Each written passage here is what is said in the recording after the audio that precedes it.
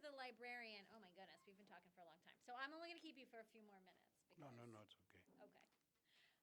So back to the librarian in Hollywood, California. I think the great niece of James Fraser Gluck, who died. Okay. I thought she was like a daughter or granddaughter, but it's immaterial. It's right. A librarian who knew that this thing came from a relative named Gluck who was involved with Mark Twain, and there was this, it's hard for me to conceptualize that she wouldn't have some curiosity as to what was in that In the trunk. But she claims not to, and all ends well. So apparently she and her sister take this thing, 100 years old now, and they take it not to a library, not to the police. They go to Sotheby's with it.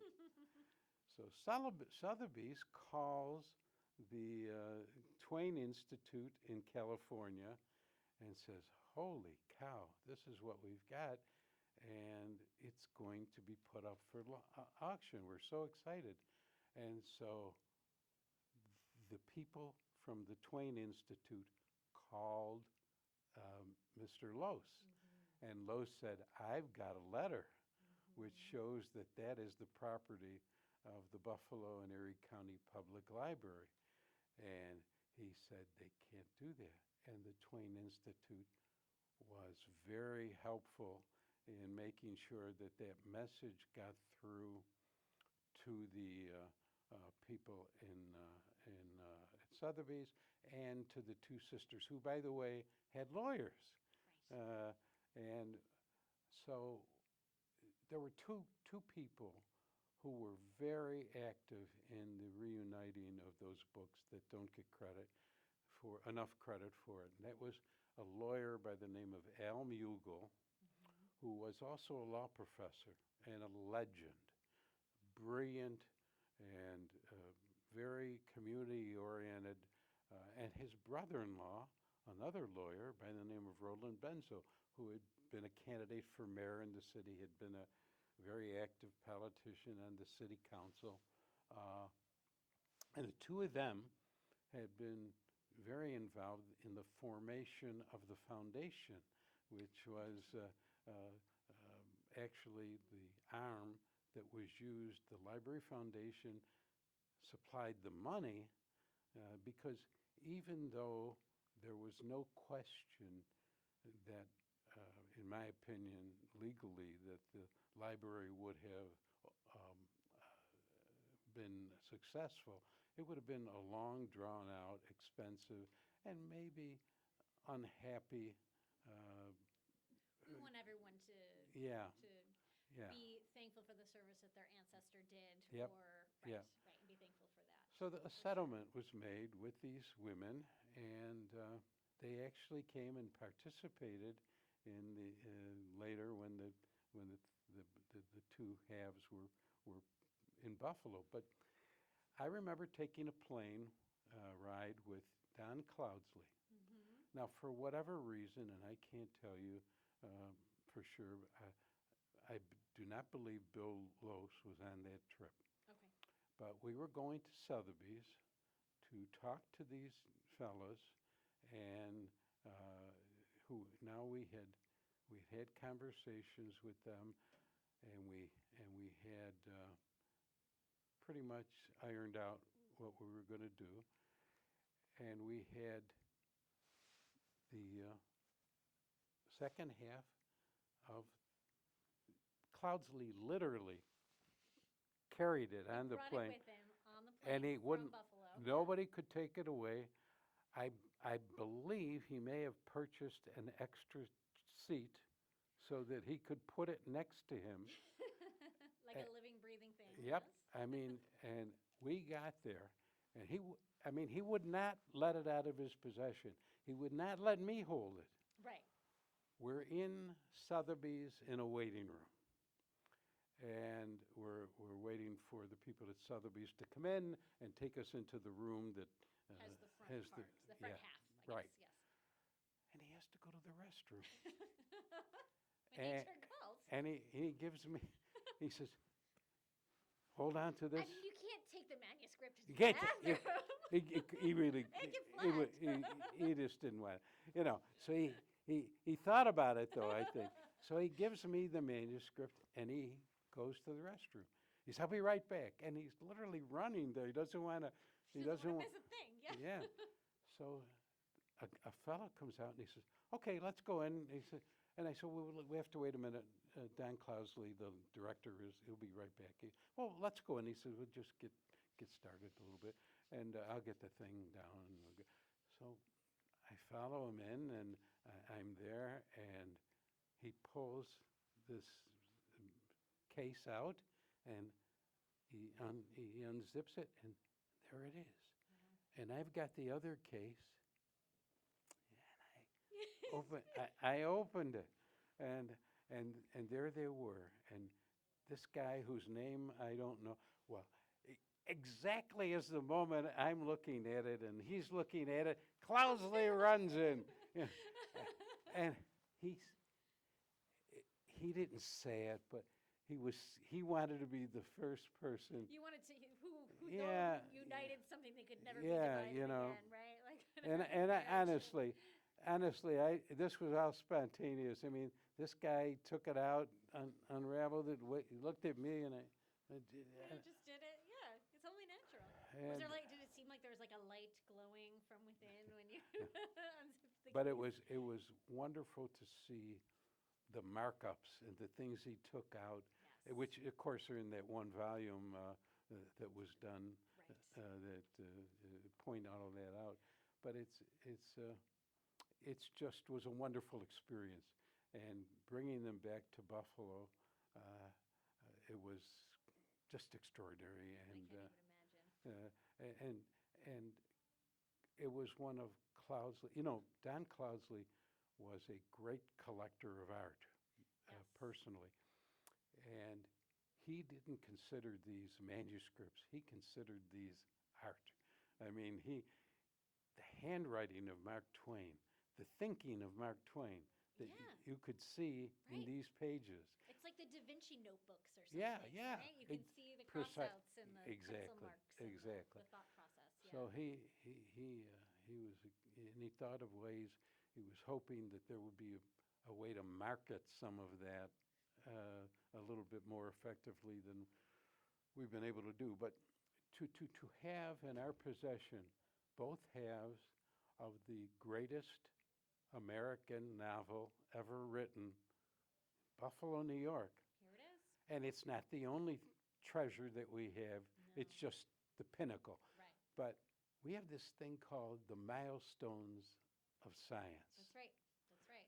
And I don't know how to put this, but the milestones of science, a collection of first editions of all the great scientific books written Western knowledge, right? Yeah. from when to when? I mean, you do know better than me. So, well, we do have, I think in that collection there is a leaf of the Gutenberg Bible included for the technology, right? The technology part of the science. So from the very first book ever printed, through, we'll have to do some post-production. Yeah. But yeah, we have some of the most recognizable ones would be the Copernicus on the revolution of the spheres, Galileo's Dialogia, which is the discussion about the after Galileo decided or proposed that the sun was the center of the universe. Galileo wrote a book sort of in support of that, which put him under house arrest, which Right, we have. right. And that was a collection that was also put together by a Buffalonian, Chauncey Hamlin, who during the Great Depression realized that we could. And he was the chair of the board of the Buffalo Science Museum, which had a different name that escapes me right now at the time, which was spun out of our Young Men's Association. That's right. Mm-hmm. That's right. And Chauncey himself was another great Buffalonian who did tremendous things for this community. And I think he might have served as mayor at one point. Oh, that's interesting. I have to go look. I'm not positive, but he may have. Anyway, we have another set, the one that was most fascinating to me, and which was in terrible danger, the Audubon collections. Yes. We have these Audubon birds. Still considered one of the most valuable book collections out there, for sure. I mean, anybody who likes a Rockwell drawing, you know, they have tremendous detail. But if you look at these birds, and you had the actual bird sitting in front of you, Right. it would be like looking in a mirror. That's right. They're very lifelike, especially at a time pre-photography.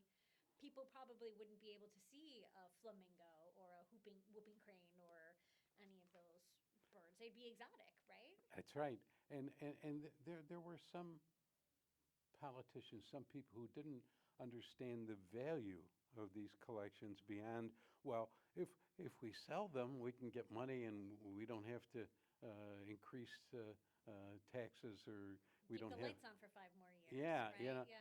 And no, we can't do that, because these things are, the value is, it's priceless. The item, you cannot put a monetary value on the collections that we have. And they're what makes this library a destination for people from all over the world who come.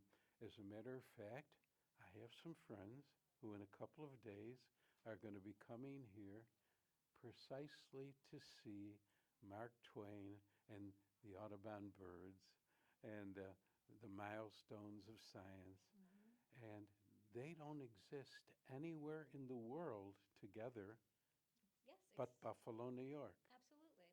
And as you say, as the People's Palace, if you would like to see them yourself, you give us a call. We'll make an appointment with you. Maybe not the Mark Twain manuscript, because if we drop all the pieces, you know, all the loose leaf papers, it gets a little rough. But you have a look. You have a few. They can get a view of something. They get a glimpse of something. Absolutely. In our Mark Twain room, we always have 2 leafs of the book available, and it's also been digitized. So if you go on your phone, if you go on your computer, you can look at it page by page. So. You know, this library has been served by so many wonderful people. I just want to mention a couple of directors. There's a woman by the name of Elaine Panty. Yeah, yes. Who is still a director here and was a veteran director when I took the board. On the board, yes. Extraordinary woman who loves libraries. She was one of many. There was a woman named Phyllis Horton, who's no longer on the board, but was on for many, many years. People who make contributions. Mrs. Buckeye, who's spent years on this board. Rebecca Mahoney, who's just been on this board for many years and retired a few years ago. So many contributions. Bob Platch, who passed away, and Richard Hopkins. There's Jack Connor, who was on the board. All of these people are volunteers. Yes. And yes, that work continues, and sure. It's right. Sharon Thomas was on the board for many years before she passed away. I remember talking to her and saying, you need to join this board, because it's important that women who ran this library, sort of sub rosa, sort of under the radar, they now need to come to the fore. And this was 20 years ago, 25 years ago. And I said, you have to be here. You're a woman of color. I said, it will be a big step. Yes. And she wound up as the chair and did a fabulous job. And we're honored by people's service and their views, and the different backgrounds that people bring, and the knowledge that they bring to keep this place the vibrant place that it is. Well, there's so many things here. It's so rich, and so diverse that I think that if Mr. Twain came back with Mr. Gluck and they walked through, they'd say, you're doing the job, you're getting it done. Oh, well, thanks. I thought that was a nice way to end this. Me too. I think and scene. This has been a pleasure. This Thank was you. so wonderful. I really have enjoyed Me too. speaking with you, and looking forward to seeing you and your guests in a few Thank you. days. Yeah. Thank you. Yeah. All right. All right, now you got to get my chariot I'm for gonna me. get your chariot. Let me see if I can stop this camera. I should probably not go smashing buttons, but you know what? I Ask can- her yeah, to I'm do not it. gonna- watch Yeah. me, watch me hit delete by accident. Okay, here we go. Yeah. How can And I I'll just- take my junk and I'll put it right in it. There you go. Yeah, I will say one thing that's changed. When you came into a library, when I started, everybody had suits. Did you wear a hat? Could you take your hat off in the No, library? I didn't have one. But if you came in here, yes, if you had a hat on, you had to take You it had to off. take it off? Yeah. Yeah. And I remember there were hooks, and trees that where you put your coats and Yeah. stuff. Because in the winter, people had Lots of heavy yeah, coats. Yeah. Didn't have your car heaters like you used to. You got it? Yeah. All right. Just, oops, I forgot to take Oh, off. we gotta unclip. I forgot to. Here. I gotta unclip me too. All right, and I think there's a button here somewhere. Yeah, I think that- it's on the other side here. Did I turn off the mic? Oh, we're still on. We're still live. All right, we got a hot mic. We have a hot mic moment. Hot mic. You are a natural at this. Oh, you're a great storyteller. So thank you so much. I can't even tell you